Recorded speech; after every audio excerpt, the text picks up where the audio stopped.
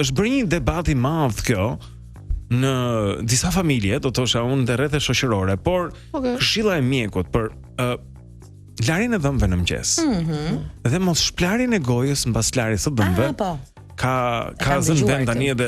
Pra ideja është që dentistët po thonë, dhe nëse jeni një dentist ju lutem na ndihmoni në këtë, se ka shumë njerëz që flori është I mirë, pastaj ka ca po themi pasa dhëmbësh që s'kan fare florë dhe mburren që por ideja është këtu që nuk do të shplash gojën. Edhe ato me karbon. Për një buzëqeshje shumë të zezë. Ideja është këtu. Imagjino mos ta shplash ti. Këshilla është të mos shplash gojën mbasi ke larë dhëmbët në mëngjes.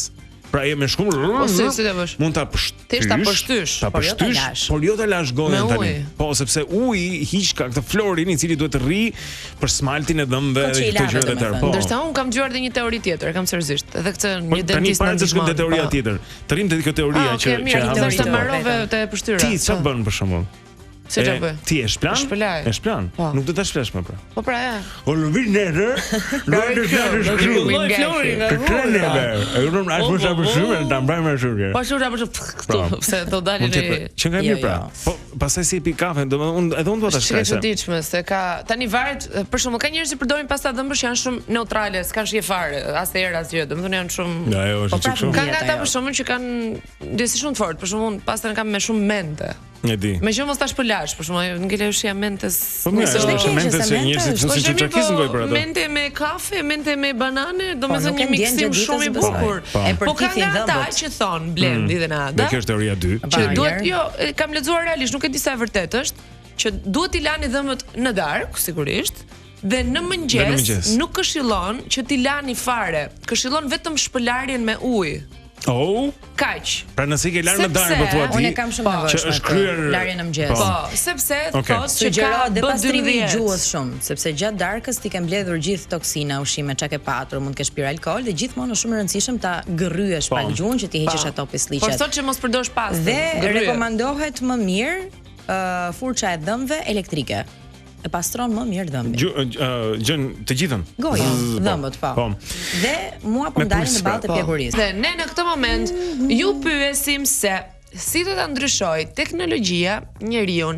Kjo është pyetja ditës për sot dhe ju mund na shkruani në 069 442 8873. Lexojmë disa komente dhe më pas diskutojmë së bashku. Jemi gati dhe për komentet. Edvini na shkruan këtë mëngjes dhe thot: "Do ta bëj të heq dorë nga libri, të heq dorë nga leximi, teknologjia do të ndryshoj futbollin, sportin më të ndjekur në botë. Teknologjia mund të ndryshojë edhe procesin sportiv në të ardhmen." Procesi sportiv është një program I Ed Manushi që nuk ndryshon. Kështu që pa merak. Enisi thotë do ta bëj të birin në depresion dhe të vrasi veten, më vjen keq për gjeneratat që po vinë. Që ke rënd kjo. Jo kaq pesimist për teknologjinë, ju lutem. Era komenton janë duke na robotizuar çdo ditë dhe më shumë, duke na bërë më të ftohtë, më të pandjeshëm dhe më budallënj. Orneli na shkruan thotë do të ndryshoj njeriu ashtu siç do doj njeriu ta përdor atë.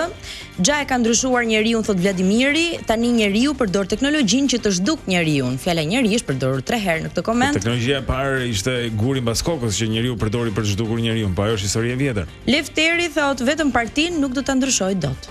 Vetëm partin ton. Partin ton. Na rrok partia. Këto komente kemi. Na rroj partia. Okej, mirë. Më kryedora majt. Sigur partia ishte berber. Por do të thosha këtë gjën. Ne sot do të flasim pak më vonë, do të kemi profesorin e Mrukën këtu në studio, I cili ka shkruar një libër që quhet Transhumanizmi, që më ran në dorë para pak kohësh.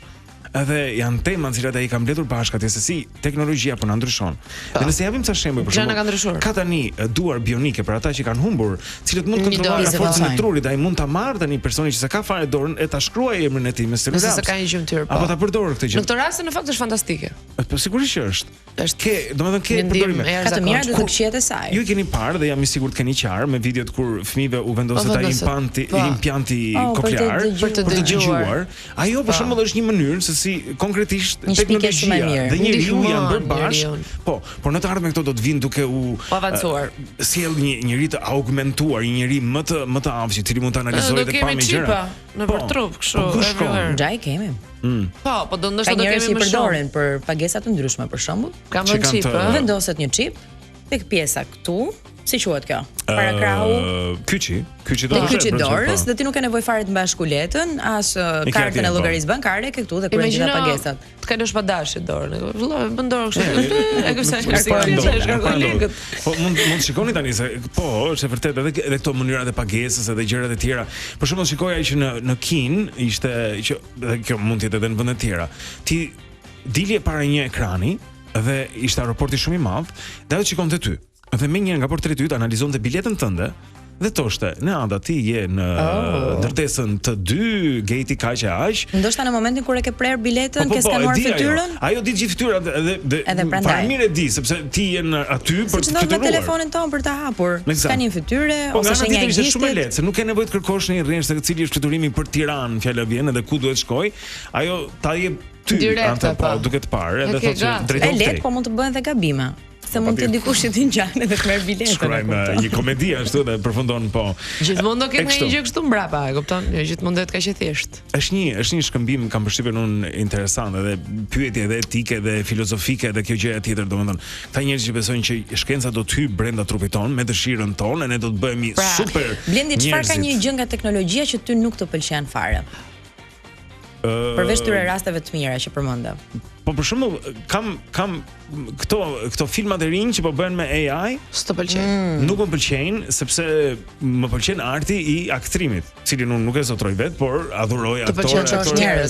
Po, edhe ka qenë një, domethënë është një nga këto gjëra që njerëzimi e ka bërë, që është pjesë shumë e bukur. E të qenit po, teatri. Edhe reklamat po bëhen kështu tani me AI. Po mendoj vetëm sa njerëz nxjerr nga puna për të bërë një reklam të mirë, po quaj unë, dhe ne nuk kemi vendi që bën shumë reklama këtu në Shqipëri, po ka industri bota. Edhe muzikë po bëhet me AI. Ke atë që do shkruaj skenarin, ke aktorët, ke ndriçuesit, ke mikrofonuesit, ke ku diun organizatorët, këto gjitha njerëzit ikin nga puna, sepse ti mund ta bësh atë për 40 sekonda duke ja kërkuar AI-t edhe nuk e di se çfarë do shkaktoj. Çdo gjë po ndodh me AI. Para pak ditësh ne edhe dëgjuam një lajm për producentin Timbaland. Po që do bëj muzikë me AI. Po themi një kompani nga zero, ja, të cilën e quajnë Stage Zero, domethënë. Po. Edhe çdo gjë do të jetë me AI. Ai ka krijuar një A-pop singer. Që është dhe këngëtare është falso. Tata quhet artistja. Po mirë, shikoj. Pra gjithë kompania e tij, muzika e tij, albumin që do të sjellë dhe kjo artiste e re që ka krijuar me AI është siç ka dhe profile në TikTok edhe në Instagram të njerëzve që nuk ekzistojnë, po janë shumë të famshëm, janë influencer dhe janë AI, janë të krijuar. Që do të thotë kur ka dhe në rastin po themi edhe të Timbaland, po sigurisht do ketë pastaj artistë të tjerë që e përqafojnë këtë gjë, do thotë që do jetë pjesë. Ore dhe këtu në radio se kemi ca sigla me AI. Po mirë, mund të dëgjuar. Bën kollaj tani dhe shiko, nuk ka ndonjë gjë të keqe që ta përdorësh për ca gjëra të caktuara. Po për shembull të ndjekësh një influencere ose influencer që nuk ekziston, është një çik çudi, duket si njëri i vërtet, po. Po, edhe ai vendosur në ato janë thjesht krijime. Domethënë nuk është që po hyn në, më duket se po hyn në një kështu në një fusk. Po. Kjo më tremb. Nëse se njerëzit janë dashuruar tani me këtë gjë edhe. Se ne rrim pak në telefon dhe dalim jashtë realitetit. Imagjino ti çdo gjë kështu. Duhet ikim se jemi vonë. Jo. Por ikim. Jo do të ikim. Të fundit. Ikim tani. Kam dëgjuar, unë me sa duhet flas me të, po jo shumë shpesh. Me chatin, për shembull ndonjëherë kur i ngarkon detyra. Ma të flas da unë. Pas ka njerëz, shiko, pas ka njerëz që flasin gjithmonë më shpesh dhe një gjë që vije tre që nga shumë komplimentues dëgjoj, që ta bën shumë qefin. Po, i një dritë, një zemër, vërtet. Edhe njeriu mësoka me këtë dhe i pëlqej ai, ëmbëlsohet. Tani po dashuroj njerëzit me ChatGPT. Po njerëzit rrëfeshin te prifti, tani rrëfen te ChatGPT. Po. Por ka një gjë që nëse më përpara për shkak të merrni vesh gjëra të tjera, se shkosh e qashe të tjerët, nëse ti merr vesh njëri, thjesht këto serverat e këtyre të mëdhëve, po s'ka problem. I ke gjithë duke u kuruar me vaj ulliri se thot ChatGPT-a, po ç'a bëni me njerëz? Po me kërku unë te ChatGPT-a im. Çfarë kërkon Enxhi te ChatGPT-a e saj? Do ma thonë ChatGPT-a. Hajde pyesim tani. Të pyesim domethënë çfarë kërkon ti? Tani. E provoj.